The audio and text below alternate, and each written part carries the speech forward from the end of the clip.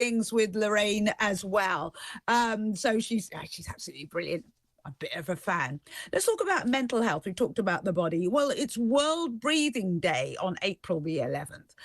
What is breathing? I mean, you sort of think, well, everybody does breathing, but is there a right way to breathe? Is there a wrong way to breathe? Can it aid your health? Well, can it aid your mental health? We're about to find out. Joining us now is Nevşah, who's founder of Breath Hub, and she's apparently one of only 2 breathing science experts in the UK. And Nevşah joins us now. Nevşah, thank you so much for joining us.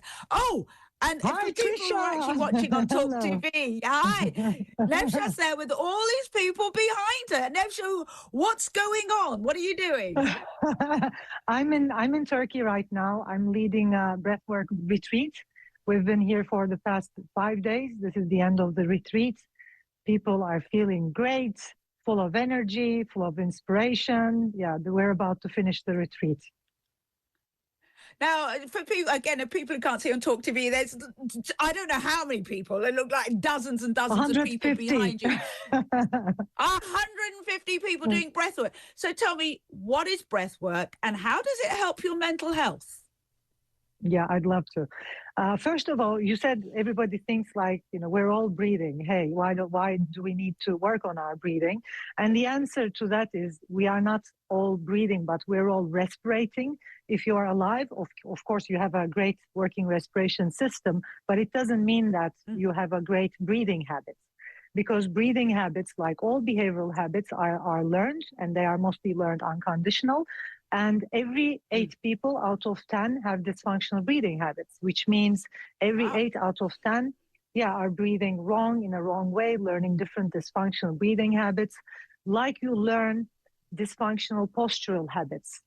And that's why we need daily breath work. That's why we need to practice breath work, because there are over 200 scientifically proven symptoms of dysfunctional breathing habits, from panic attack to anxiety, migraines, headaches, ADD, ADHD. You probably know the number of people who have ADD and ADHD, like every 7 teenager out of 10.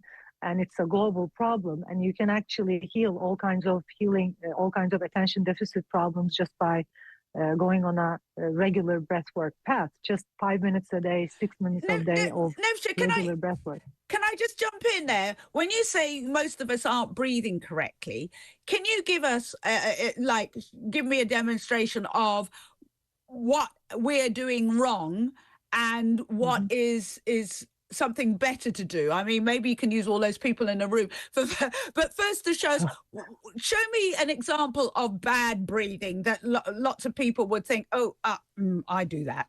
Yeah. So there are a lot of different breathing habits, because breathing habits are like I said, postural habits, many different ones. But some of them are, for example, using the diaphragm too much and breathing too much during the day. That leads to symptoms or sicknesses like sleep apnea. It can even lead to COA. It can even lead to all kinds of, sleeping disorders, anxiety, panic attack. Because when you breathe too much from the diaphragm during the day, you start experiencing a respiratory symptom called hypocapnia, which is lowering carbon dioxide levels, and then you start feeling anxious and hyperactive, and your heart starts pounding quicker than normal, and you kind of like, you feel like you can't breathe. Or, for example, another dysfunctional learned breathing habit is shallow breathing, not using your breath capacity when you look at the lungs. Can you show me? Can you show me? Yeah. Like, is it like almost panting like a dog, sort of? I don't know. I mean, what would the bad breathing look like? The bad breathing would look like. I mean, sometimes people feel out of breath during the day. It feels like you can't take a full deep breath because you just are not using the diaphragm properly. You're not using the diaphragm fully. And the lungs are they look like an upside down tree. And, there are alveolar sacs and little sacs underneath the tree. And when you breathe fully, millions and millions of those alveolar sacs are filled with oxygen and air and energy. that gets released into the respiratory system, and then the cellular respiration that gives us energy, ATP, glucose, everything we need actually. Then your cells regenerate faster, you stay younger, you have more energy. But when you don't breathe fully, for example, if you're breathing shallow, almost half of those alveolar sacs don't get filled with air, and then oxygen and energy is not released in the cellular respiration. And that's one of the major problems why people, feel out of breath, they feel tired the whole time, the whole burnout syndrome. And anxious. Yeah, and anxious, stress. Can you show us with your class how you an example of breathing properly for people who can actually watch? I think if they can actually see you doing it, can you actually show with your class an example of? Yeah, sure. I would actually love to lead them. If anybody wants to practice, like you can close your eyes, have one hand on your belly, have one hand on your chest, and start taking a deep breath through the nose. And first feel the breath in the diaphragm. Feel your diaphragm, the belly expand. And it needs to be relaxed. It's like if you feel like you're doing the breath yourself, if you see like you're using the diaphragm too much, just let it go. Take a deep breath and let the belly go. Just relax the diaphragmatic area, relax the belly. The breath starts from the diaphragm, and then make sure the breath moves up to your chest, and make sure it moves like a wave in the ocean. It needs a kind of like a little ability to surrender and letting go and receiving the breath, which needs a lot of practice.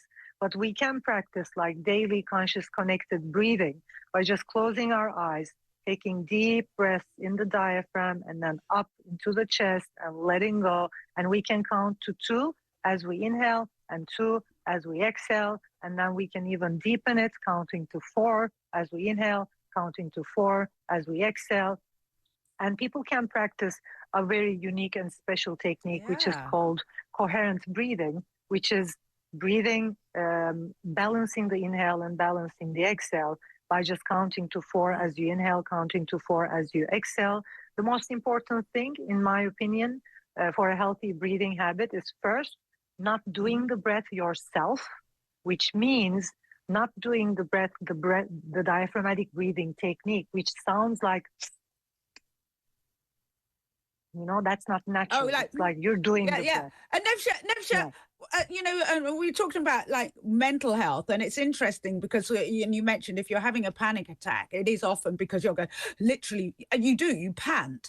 And the whole thing about, when it comes to meditation or anything like that is actually being aware of your breathing, isn't it? So for your mental health, when you're in those times of stress, your breathing is super important. Yeah, exactly. Yeah, I would like to remind people just a little scientific, just to give a little scientific information. The way we feel is very much related to our body fluid chemistry. And our body fluid chemistry is regulated by our respiration, which people forget, although all the doctors know about it, because, biology is such a wide, term, we forget about it. But actually, our respiration regulates our body fluid chemistry.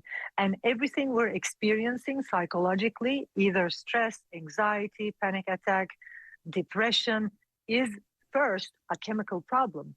That's why when people go into a psychosis or when they have psychological problems, we give them prescriptive medicine which balances their body fluid chemistry. And we can consciously balance our body fluid chemistry. And we can do that first by balancing the inhale and exhale. First, whenever you're anxious, stressed, or hyperactive or depressed, first notice what you're doing differently in your breathing and what's going on in your chemistry. Second, start slowing down the breath and start breathing from the nose, like slowing down the breath, shallowing it down, slowing it down helps a lot. And the third, understand that you need to balance the sympathetic and the parasympathetic system immediately, which will balance the whole body, but also balance the body fluid pH. And you'll get back to 7.4 perfect, balanced psychology pH. Score. And that's by inhaling 4-4, exhaling 4-4, balancing it out. Nevşah, thank you so much. I mean, we've done it in a squish up. Even if you're, as you're talking, I'm sure a lot of listeners and viewers will have started thinking about the way they breathe. And most of us don't do that. So I just being aware of how you breathe. Thank you so much. And thank you to everybody there on the course. I hope you've all had a great time. Have you? Yeah. Yes, Yeah. I hope they've all had a great whether you're having a great time. Yeah, they're having a great time. Are you having a great time? Yes, they're all waving there. Nevşah, thank you. It's World Breathing Day. Thank you. And thank you to everybody sitting there for letting us take Nevşah away for that little slot. More to come. Stay with us here on Talk TV.